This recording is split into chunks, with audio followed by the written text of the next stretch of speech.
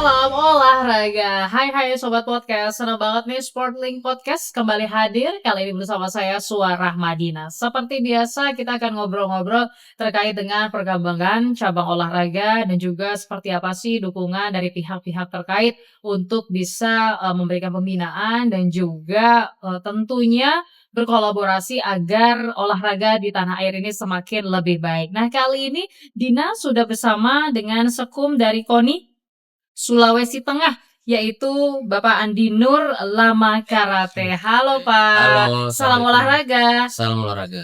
Oke, terima kasih Bapak sudah menyempatkan waktu nih hadir Iya, di podcast kita kali ini. iya, Jadi kita mau ngomongin banyak Pak terkait dengan sudah jauh-jauh loh dari Sulawesi Tengah gitu ya untuk bisa bergabung bersama dengan podcast Sportlink. Bagaimana sih Pak sejauh ini perkembangan olahraga yang ada di Sulawesi Tengah? iya. Terima kasih atas undangan podcast Sportlink, Sportlink. ya. Perkenalkan saya Andi Nur Lama Karate, Sekretaris KONI Provinsi Sulawesi Tengah. Eh, Perkembangan olahraga di Sulawesi Tengah sekarang di kepengurusan Bapak Fatur Razak, Ketua Umum KONI kami. Kami lebih ke pembinaan organisasi itu di bidang data. Di bidang data, kenapa kami fokus di data? Sangat susah kita kalau bicara tentang prestasi atau bicara tentang target prestasi atau pendanaan kalau data itu kita tidak kuasai. Pertama, salah satu contoh itu yang kami sudah laksanakan di KONI Provinsi Sulawesi Tengah itu dari tahap organisasi. Contoh, sekarang kita ada 62 cabang olahraga yang dari 80 dari KONI Pusat. Itu dari 60 kami benahi itu dari data Pencap. Jadi dari 60 kita ada data dulu kita ada 13 kabupaten kota. Kita data dari 60 cabur ini berapa Pencapnya yang sudah terbentuk. Iya. Karena di situ ada biaya. Ada biaya mereka raker, ada musyawarah. Jadi kami benahi data di situ agar juga organisasi itu pembinaan ke daerah kabupaten kota bahwa betul terbentuk. Pada saat dia buat raker atau musyawarah, akhirnya dana itu tepat sasaran. Yeah. Karena ada juga cabur, karena datanya tidak lengkap, bayangkan saja dia sudah terbentuk sampai 5 tahun, Pencap kabupatennya itu tidak terbentuk. Ada cuma 1-2. Apa yang menjadi masalah atau alasan? Sangat banyak sebenarnya masalah tentang pembinaan organisasinya khususnya ya. Terutama ya ini mohon maaf dalam tanda kutip kadang-kadang ya ini saya sukanya orangnya terbuka apalagi tahun-tahun politik itu kita KONI itu jadi primadona lah. Wah, saya mau jadi ketua cabur ini masanya banyak gitu kan. Akhirnya selesai dia terpilih dan dia tidak hobi, akhirnya terbengkalai. Akhirnya kalau ya syukur mungkin dia hobi dengan olahraga itu atau dia bukan atlet. Kalau dia tidak hobi, selesai dia terpilih, selesai. Apalagi kalau nggak mengerti olahraga ya Pak? Iya, jadi banyak sekali memang faktor-faktor. Jadi kembali dengan tadi, kita benahi dari cabang, dari organisasi SK-nya. Jadi kalau dia punya Pencap cuma terbentuk 2, dia meminta raker, kita nggak kasih. Karena bagaimana dia mau bikin program kalau cuma 2 cabangnya di kabupaten? Bagaimana kalau dia raker? Akhirnya pendanaan, bantuan atau dari pemerintah itu jadi efisien dan tepat sasaran. Baik, berarti masih menjadi dalam artian tantangannya itu masih banyak sekali ya Pak ya? Banyak sekali. Untuk bisa mengembangkan dari sisi prestasi ya untuk atletnya sendiri gitu. Namun kan upaya juga terus dilakukan Pak. Iya. Misalnya seperti pembinaan yang dilakukan tadi dalam sisi kabupaten kotanya juga. Terus juga bagaimana bisa seperti talent scouting gitu untuk melihat mana sih atlet-atlet yang punya potensi. Nah hal itu dilakukan juga Pak oleh KONI. Oh iya, jadi bukan cuman organisasi ya, terutamanya di Bimpres. Kami juga KONI Provinsi Sulawesi Tengah sangat berterima kasih kepada KONI Pusat telah bisa koordinasi, berkolaborasi tentang data atlet. Nah, itu tadi organisasi, itu permasalahan yang terutama lah. Kalau di Binpres, prestasi, kami itu kolaborasi dengan KONI Pusat, sharing data. Jadi setiap cabur itu pada saat dia memaparkan tentang, kita juga KONI Sultan sekarang lagi mengelompokkan dari 60 cabur, berapa cabur yang berprestasi. Nah, itu by data. Alhamdulillah kemarin ada data dari KONI Pusat, kami bisa diskusi, bisa saling diskusi, kita dikasih datanya. Dikasih datanya, pada saat cabur ini kita tanya data atletnya, contoh balap motor. Oh, atlet kita ini pernah dijuara di sini, pernah juara di kejurnas ini, pernah juara di event open ini, Asia. Tapi buktinya nggak ada. Saya punya data, Nah, itu balik lagi ke data itu ke ya, data. melalui Jadi bukti. pada saat dia sampaikan, saya bilang yang mana atlet kalian? Nah, ini tidak masuk data dana KONI Pusat di kejurnas ini. Nah, jadi akhirnya prestasi itu, data yang mereka kasih itu betul-betul tidak bisa mereka main-main. Kalau orang Palu bilang, Iya. nggak bisa main-main sudah. Akhirnya kami gampang mengelompokkan bahwa dari 60 cabur, kita punya 19 cabur unggulan. Baik. Berarti ini menarik Pak, kalau kita bicara data, melihat sekarang kan udah zamannya paperless gitu Iya. ya. Nggak ada lagi tuh yang namanya sistem manual. Enggak, Cukup sulit ya Pak, walaupun memang untuk transformasi ini butuh usaha dan betul, waktu gitu betul. ya. Nah, berarti bagaimana sih Pak pandangan atau tanggapan Bapak gitu ya, seberapa penting sebenarnya kita untuk bisa transformasi ke digitalisasi, melihat data ini nih ternyata harus real sesuai dengan, bukti background atau track record mereka gitu si atlet ini? Kalau menurut kami di KONI Sulawesi Tengah sudah mudah sekarang.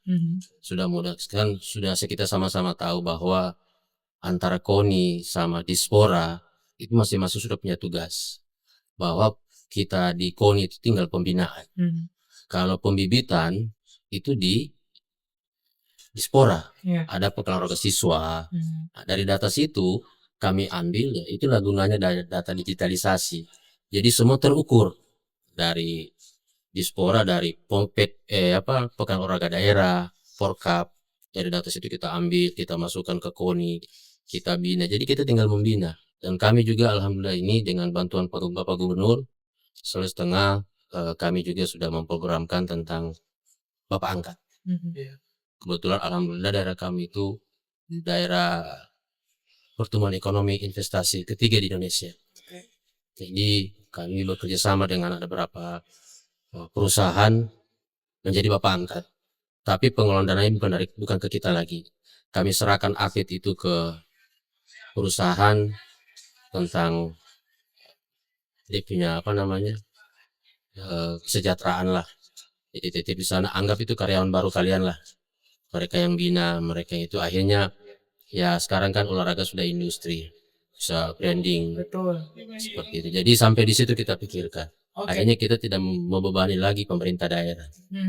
Nah, lalu Pak, kalau dari sisi tantangan sejauh ini, kalau tadi kan untuk bisa memberikan skema data dituangkan ke digitalisasi gitu ya Pak ya, tapi kan ada tantangannya juga nih Iya. yang juga dihadapi misalnya kayak pemahaman Oh iya. dari pihak caburnya itu sendiri seperti apa, terus pasti kan ada plus minus yang juga dihadapi ya Pak ya. Boleh Betul diceritakan sekali. bagaimana?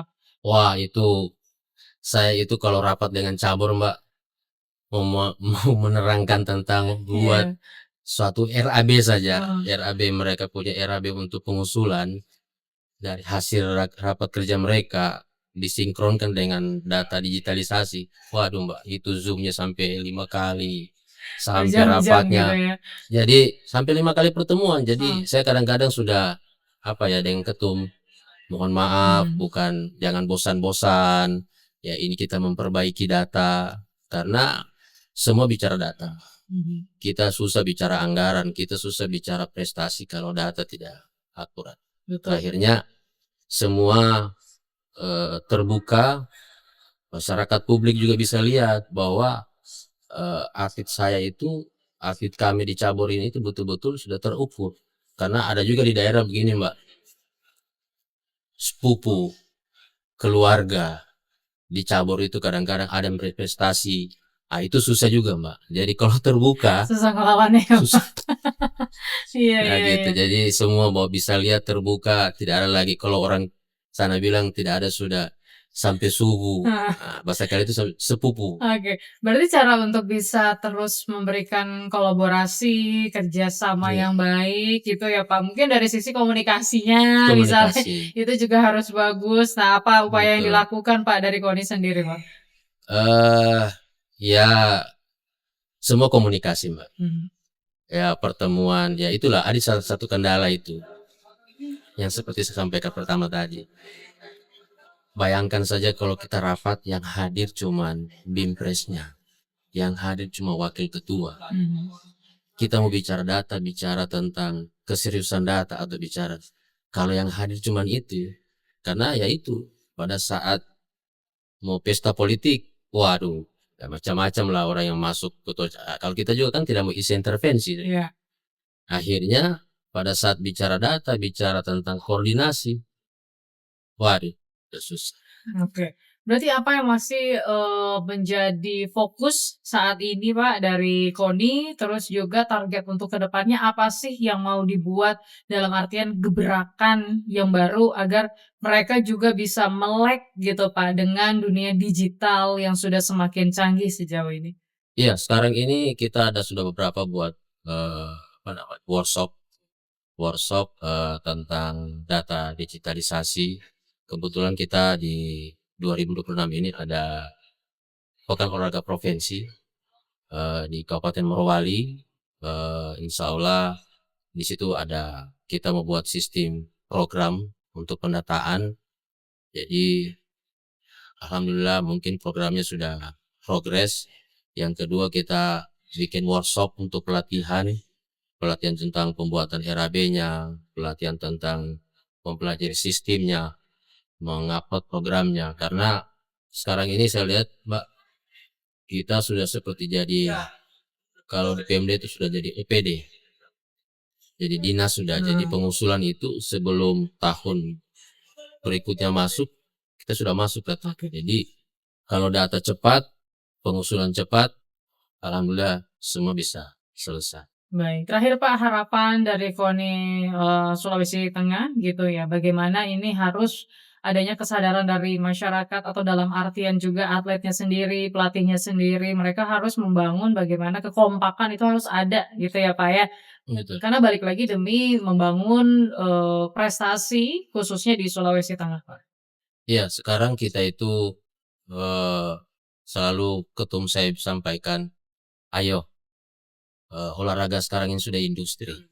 Dulu kita olahraga cuma cari sehat, sekarang ini sudah bisa menjadi tumpuan hidup. Sekarang olahraga itu sudah banyaklah contoh, banyaklah contoh olahraga yang sudah berprestasi kayak tadi di acara pembukaan tadi banyak sekali atlet-atlet yang berprestasi. Kita coba sosialisasi ke masyarakat untuk ayo bukan cuman mencari kehidupan ekonomi itu bukan cuman di pekerja kantoran gitu. Iya. Sekarang dan yang kedua saya berterima kasih kepada KONI Pusat yang sudah kolaborasi tentang data bisa sharing kepada kami untuk bisa memonitoring cabur-cabur yang ada di Sulawesi Tengah. Baik, terima kasih Pak Andi Nur Lama Karate Sekum KONI Sulawesi Tengah sudah memberikan obrolan yang tentu menginspirasi kita semua ya Pak ya, bagaimana kita bisa terus mengembangkan atau meningkatkan prestasi atlet khususnya di Sulawesi Tengah gitu. Terima kasih Pak. Makasih. Oke, dan usai sudah perjumpaan kita dalam podcast Sportlink kali ini. Saya Suara Madinah undur diri. Sampai jumpa.